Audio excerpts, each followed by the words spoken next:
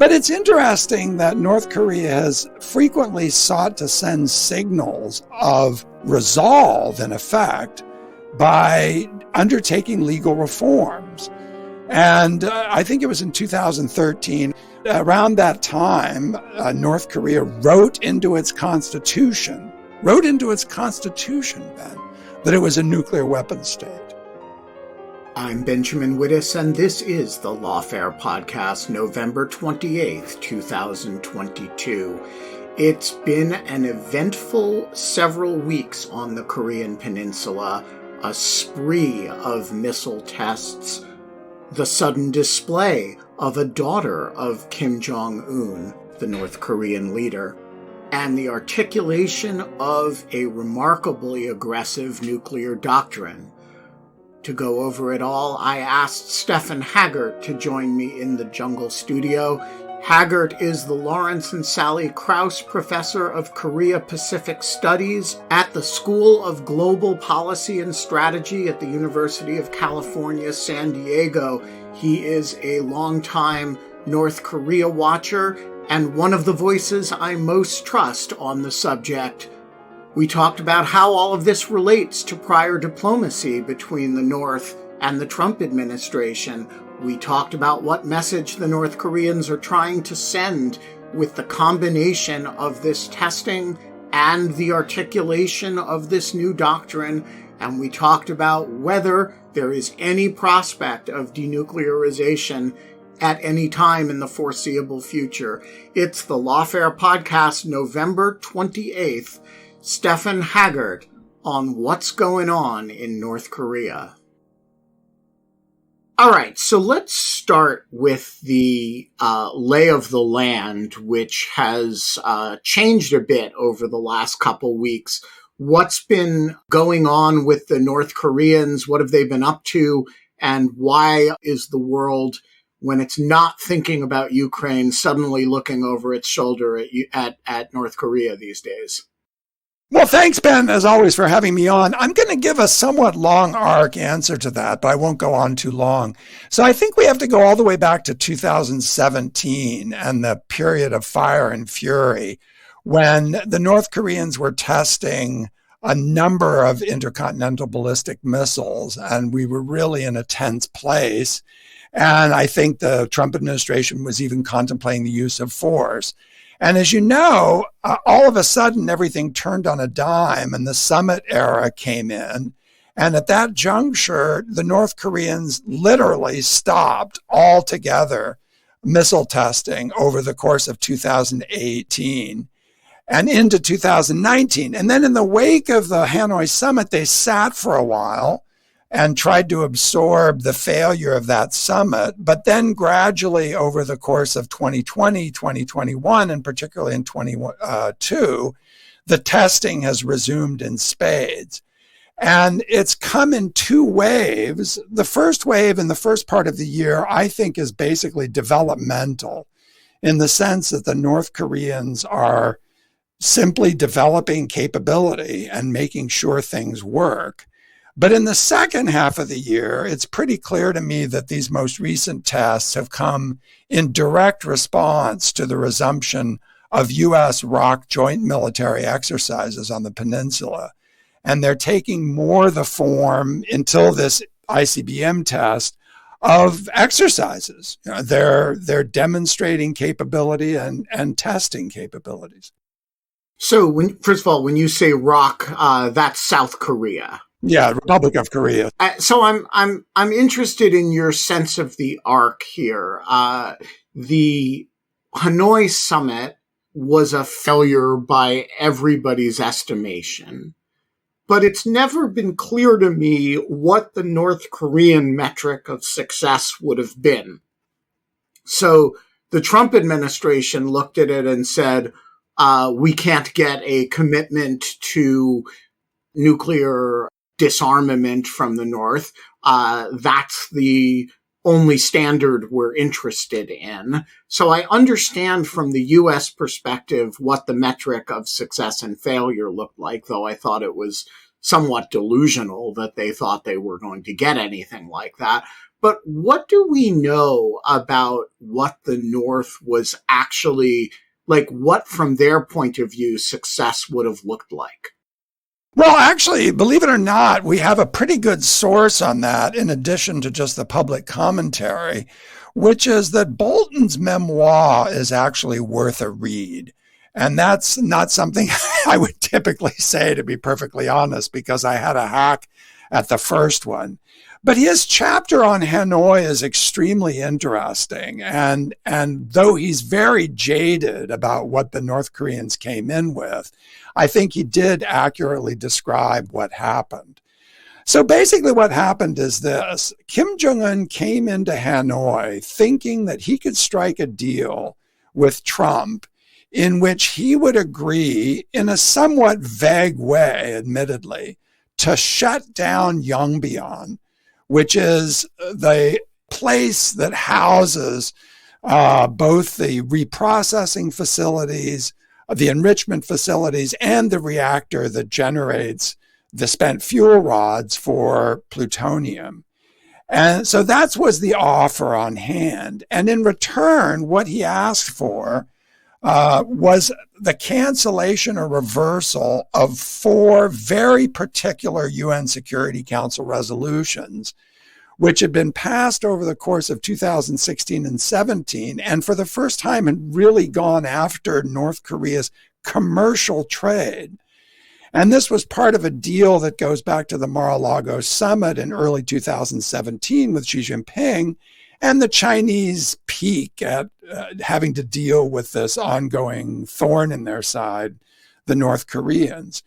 So the deal that the North Koreans wanted, I think, is spelled out, which is, we'll do something about Yongbyon, admittedly vague, and you, the United States, will grant us adequate sanctions relief to make this whole effort worth our while. And whether it was Trump himself or whether it was his team, Pompeo and Bolton, that convinced him to walk, they basically said, look, this is just not enough for us. We're willing to do something incremental, but you're not telling us about other facilities. You're asking for too much. And of course, once the summit was over, the Trump administration did very little, in my view, to really follow up and try to pursue the lead. So that's my interpretation. I don't think it's actually that different from Bolton's, believe it or not. Interesting. So since then, you describe North Korea as kind of being in this posture of absorbing it and kind of finally deciding, hey, the only real leverage we have is testing. So let's have a testing blitz. Is that a fair reductive summary?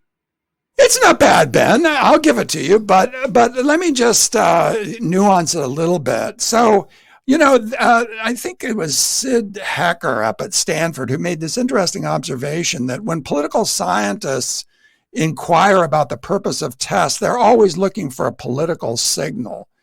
And when engineers analyze nuclear and missile tests, they're always looking at the question of what capability is being developed. And so I think it's both of those. The North Koreans clearly have a degraded conventional capability. Everyone knows that. ROC and U.S. conventional superiority, setting aside nuclear weapons, is pretty obvious on the peninsula. And so missiles are partly the key to having some kind of deterrent. But you're also right that during certain phases, the resumption of testing might have been to try to get American attention refocused on the question so you could get back to negotiations. But I don't think we can assume that the North Korean posture in Hanoi and Singapore was entirely disingenuous. It sounds to me like they wanted to strike some sort of deal, and it was never finalized. Although, I have to say, if you want to strike some kind of deal and you're North Korea, you have to be really ignorant of Western sensibilities, to which, of course, they are, to not understand that denuclearization is the sine qua non, verifiable denuclearization is the sine qua non of anything that any U.S. administration could accept and sell as a victory at home, right? I mean, it was quite naive of them to think that even Donald Trump will sell you the Yongbyon, decommissioning Yongbyon rug once again. They already did that once, and you'll give us major sanctions relief. That's a kind of a non-starter from a U.S. perspective, right? Well, believe it or not necessarily. And let me tell you why. I think that during the first Bush administration, there was this idea. And remember, the nuclear crisis in North Korea goes all the way back to 2006. I don't even know if we can still call it a crisis. That was the first test. But actually, even before that, in 2002, 2003, you had the breakdown of the previous agreed framework. But here's where I guess I disagree a little bit at the margin. You know, the U.S. has accepted, I think, and this goes all the way back to Condi Rice, and it goes straight up to Steve Biegun, who was Trump's point man on this, and actually, I think, had a lot of respect within the North Korea watchers community. The thing that Biegun realized is you're never going to get an Iran deal out of the North Koreans, in part because they've broken out. And by an Iran deal, I don't mean all the specifics and details, but I just mean an agreement in which there would be a date certain on which all of the obligations of the parties would essentially be met, whether you like them or not, and you're in a new terrain. And I think that the Obama administration, the Trump administration, and the Biden administration have all accepted the reality that while, of course, denuclearization is the end goal, we also understand that that's only going to happen through some incremental bargaining process. So yes, I mean, selling the Yongbyon rug again, I agree.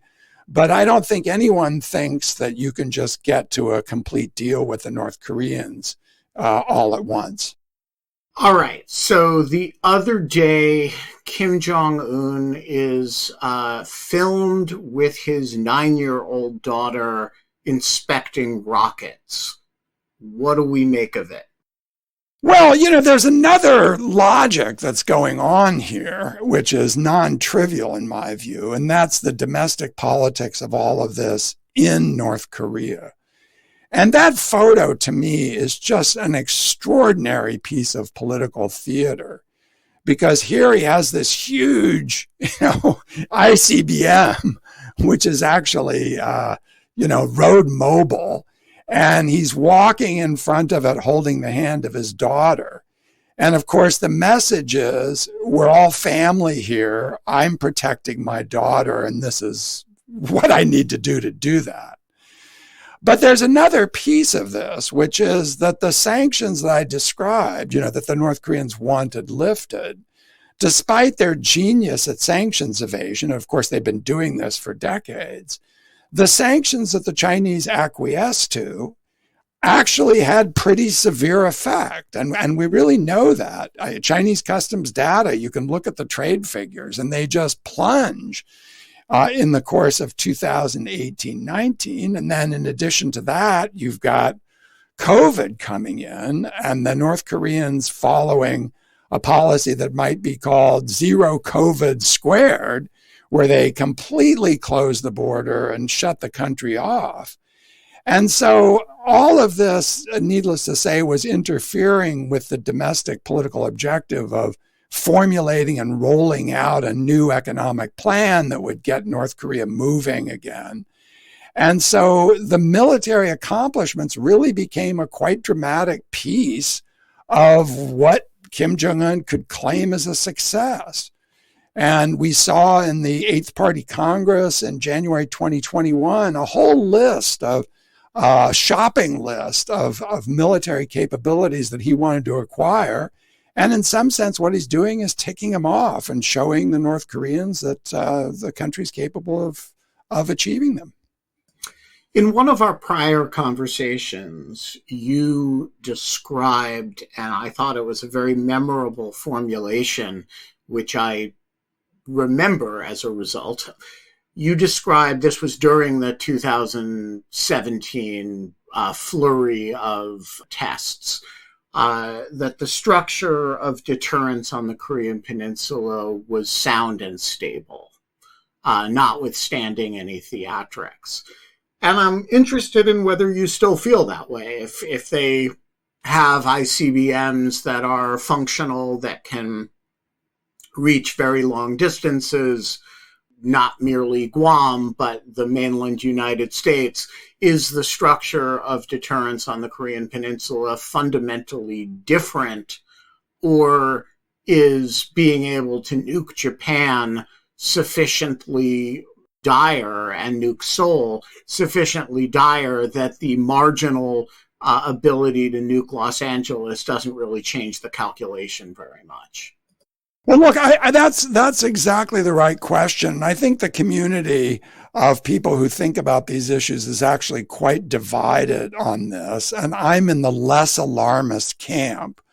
I just don't see how, what military advantage the North Koreans will necessarily gain from having these nuclear weapons. We have the capacity to deter them. We have the conventional capacity to win, and so on.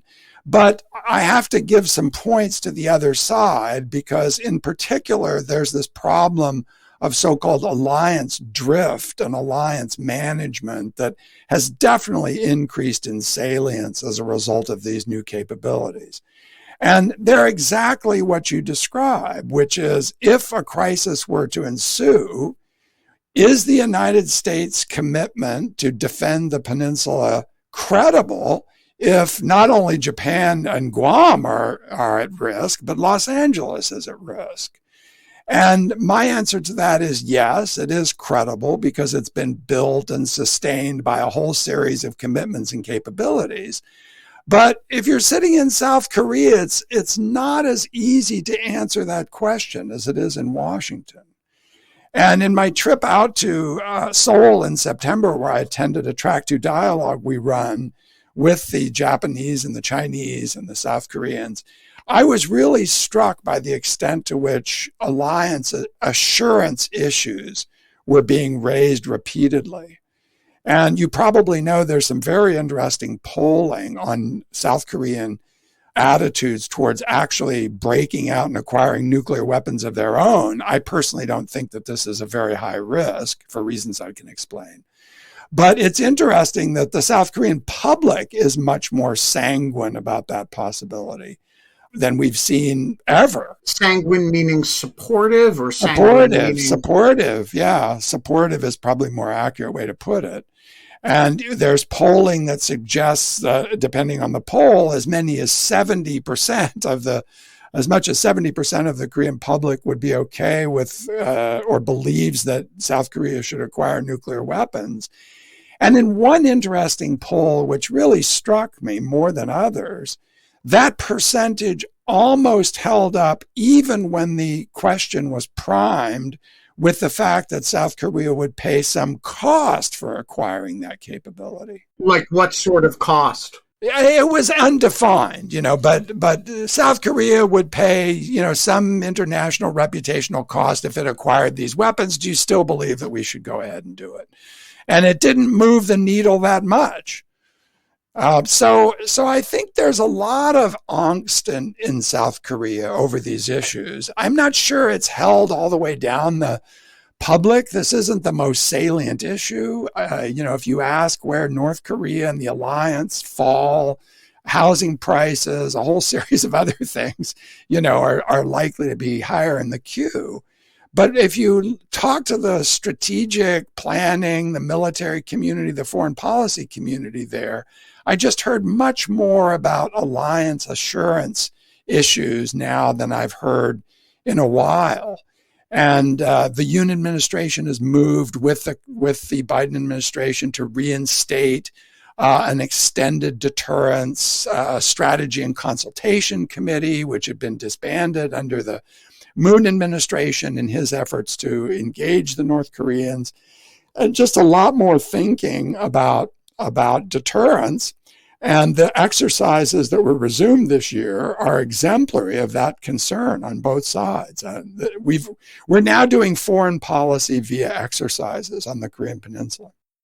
You say that as though that were a bad thing, which I assume because you said it, you think it is, but I want to flesh that out. Is it? And is there some better way that we should be communicating with the North Koreans? No, I don't. I didn't actually mean to give that impression, though, I've got a little bit of qualms. Vincent Brooks, who was the commander of U.S. Forces Korea during the Obama-Trump transition, and a very, very sharp guy, he made this observation that exercises are to be modulated. And what he meant by that is at any given time, you can choose the scope of the exercise, the nature of the exercises, exactly what forces are deployed, but also the messaging. How are these described? Are these routine exercises for a defensive purpose? Read low-key messaging. Or are these designed and guaranteed to crush the regime if needed in the case of conflict? And so the exercises guarantee interoperability. They're crucial to the alliance. But the messaging in terms of scope, as well as literally the messages, was a little forward this time. You had, just a succession of exercises. There were naval exercises. The Japanese were involved. We had a carrier task force. You had Air Force exercises. And a lot of exercises that the U.S. actually conducts in South Korea, they're not tabletop exercises for strategic guys to sit around and figure out what might happen in a crisis. Right. They're live fire, actual in the field. Yeah. They're command post exercises, which are basically a bunch of guys sitting around in front of computers and managing issues like how is the road system going to be kept open in the face of a conflict, and how do we manage resupply and logistics and that kind of thing. That's very different than sending, B-1 bombers flying over the Korean Peninsula and, having troops practicing marine landings and so on. And this was a fairly extended period of exercises that was even lengthened in response to the recent test, the most important being that ICBM test. So I'm not critical of exercises per se, but we went hard on this round of them. And when I see these headlines that say North Koreans, launching missiles, well, surprise, surprise. They've always seen these exercises as challenging. So I think what to look for going forward is whether when these exercises are sort of fully concluded, which they are at the present, but give us a week or two, whether we see a similar diminution in the pace of testing, because that would test the proposition that these are in fact closely related to the resumption of the exercises. Interesting. All right, so I want to turn to Ukraine.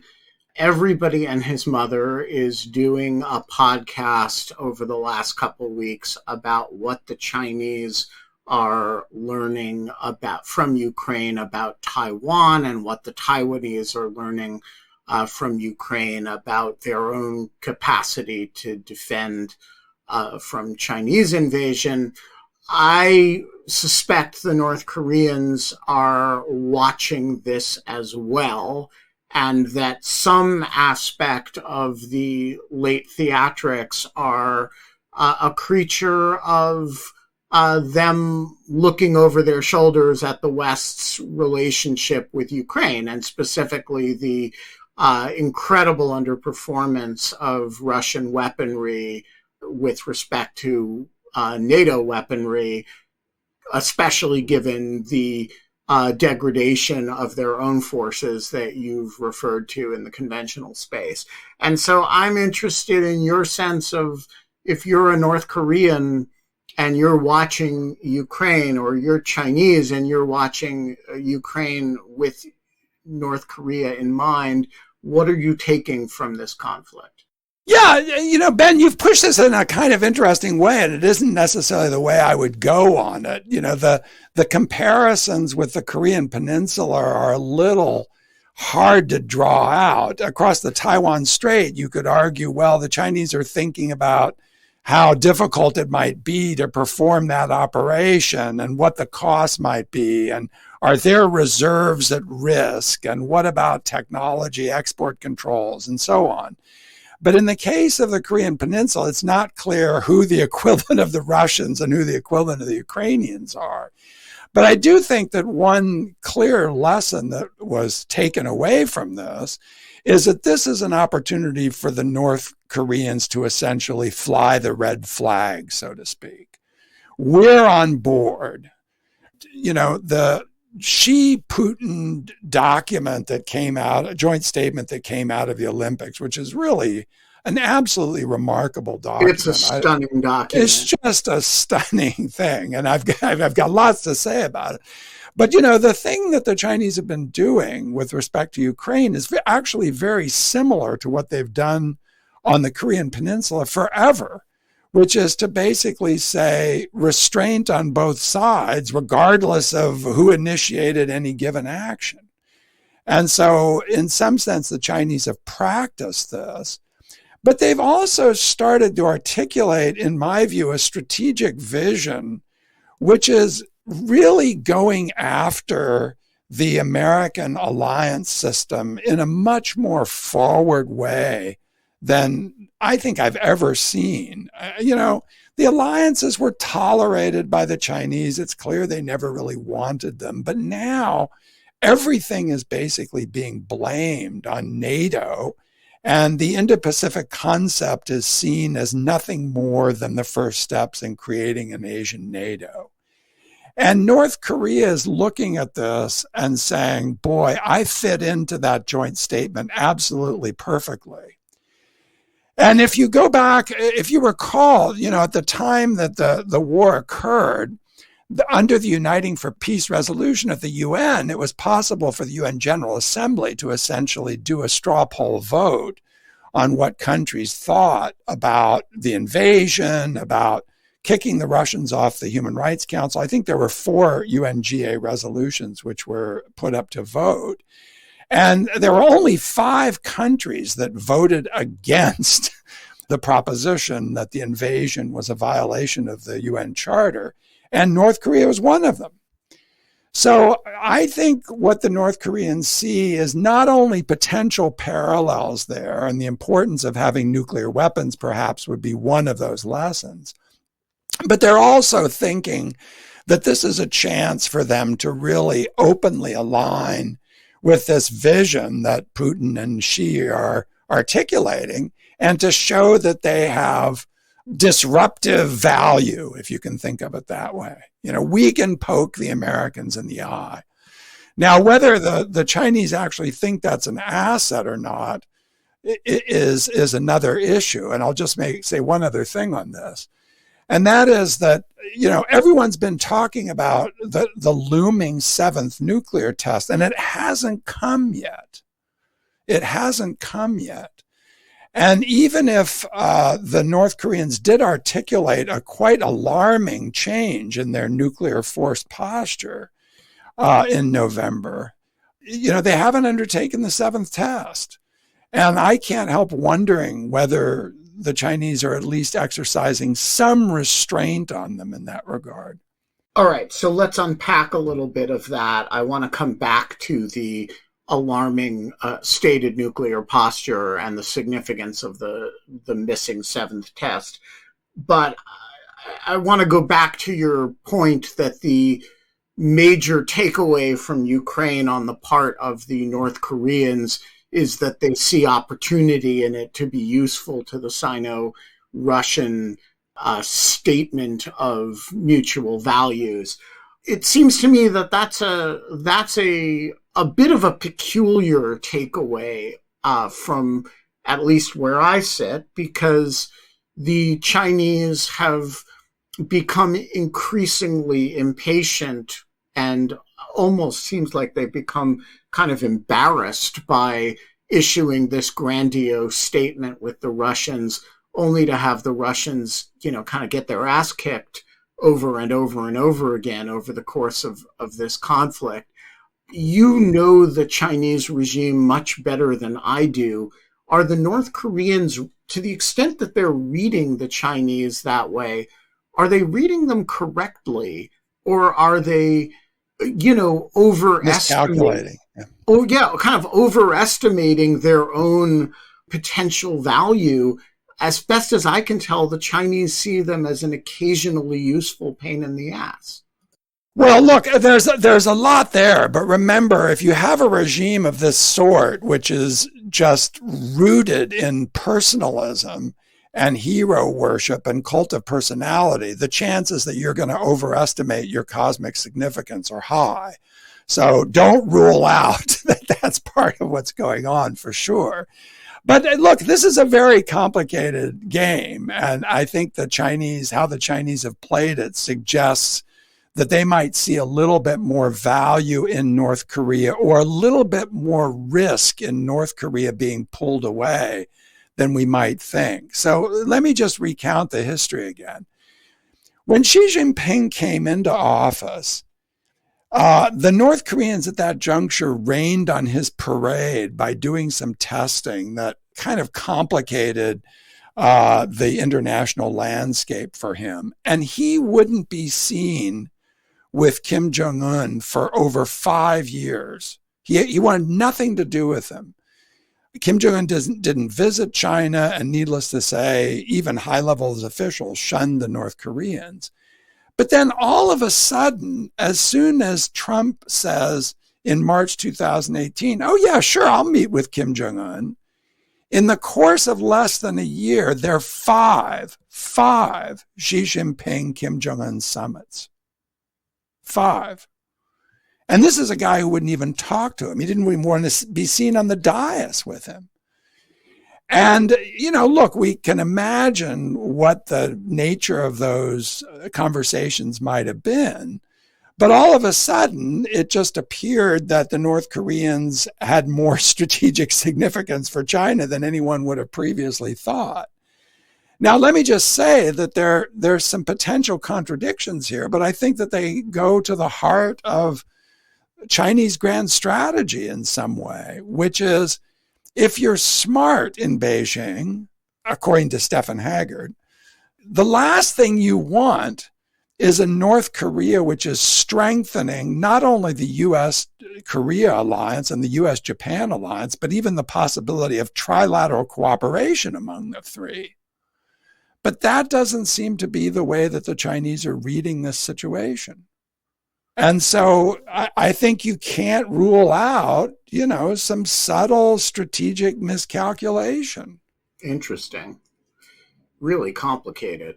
Yeah, it's a very complicated picture, But I don't think that what I've just said is completely out of line with the way that China is kind of confronting the world. It sees itself cornered by alliances and new forms of cooperation, which are almost entirely a response to their own foreign policy. Right. And they don't seem to get that. And the biggest fish in this sea, to me, is what's happening with Europe-Asia relations. I mean, Asia was always far away, and all of a sudden the Europeans are sitting up and say, we need to worry about the Chinese. Right. That's new. It's entirely a function of Chinese behavior, but the Chinese perceive it as a threat independent of their own precipitating behavior. I mean, look, that's my read. And it's not that the U.S. is blameless, and we can talk about NATO expansion and so on. But I just think that, it's quite possible that China is misreading the value of North Korea, because it certainly seems to me that the two alliances in Northeast Asia are in pretty good shape. And I think they were in good shape before Yoon in Korea, by the way. I don't think the relationship under Moon was as bad as some people believe it was. Interesting. All right. So before we wrap, I want to talk about the 6 tests, the absence of the 7th test, and what the nuclear posture of the North Koreans means on its face, and what you think it really means. So walk us through the whole thing, and how do you understand it, and particularly how do you understand the absence of the seventh test? Yeah, well, look, I mean, this plays into a question that you and I have a common interest in, which is how do you understand authoritarian law? Because, of course, the two would seem to be completely incompatible. If you're authoritarian, you're unconstrained by the law. But it's interesting that North Korea has frequently sought to send signals of resolve, in effect, by undertaking legal reforms. And I think it was in 2013, around that time, North Korea wrote into its constitution, Ben, that it was a nuclear weapons state. Just sending the signal, this is not something we're going to roll back lightly, trying to raise the bribe price, making it appear more difficult to make concessions. And this was still in a period when, there was at least some possibility you could have gotten back to talks. But this last nuclear weapons law basically lowers the bar for nuclear use in a pretty striking fashion because, first of all, it absolutely rejects the idea that nuclear weapons are only for strategic use, that is, to deter nuclear attack, because the North Koreans know perfectly well that it's highly unlikely that the United States is going to attack North Korea with nuclear weapons. But it now says that nuclear weapons could be used for conventional purposes. They could be used for war fighting. They see their arsenal as having strategic and tactical components. And moreover, and this is the most destabilizing feature of it, is they say that nuclear weapons might be used preemptively in circumstances where the regime and its leadership, by the way, which is an important distinction, are under threat. And when I say the leadership under threat, this comes from the fact that the South Koreans in particular have developed a defense and deterrence posture that includes these three separate components of ballistic missile defense, also invoking the possibility of preemption to manage a potential nuclear strike and conventional strike.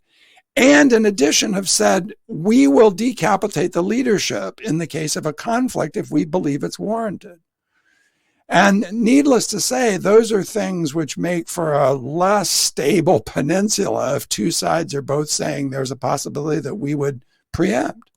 And just to be clear, I take it your interpretation of it legally is the same as mine, which is to say that the law here is not in any sense binding on the regime. It's simply an expression of the regime's external-facing communications.